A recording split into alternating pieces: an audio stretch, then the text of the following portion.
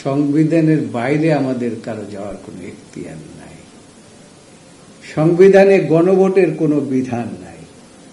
এটা করতে হলে পরে পার্লামেন্ট আসতে হবে, জনগণের নির্বাচিত সরকার আসতে হবে, সেই সরকারই একমাত্র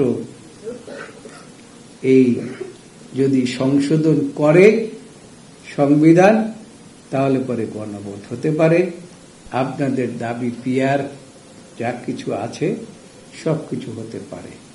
কিন্তু যদি পার্লামেন্টই না হয়, দেশে যদি নির্বাচনই না হয়, তাহলে পরে কে এই সংবিধান সংশোধন করবে? এই ক্ষমতা তো জনগণ কাউকে দেয় নাই। এটার নাম হচ্ছে একটা অন্তর্বর্তীকালীন সরকার। এই সরকার ইনফ্যাক্ট তারা তাদের কিছু দায়িত্ব আছে, সেই দায়িত্ব পালন করবে এবং একটা নির্বাচন দেবে, সুষ্ঠু গণতান্ত্রিক উপায়ে সেই নির্বাচন দিয়ে চলে যাবে।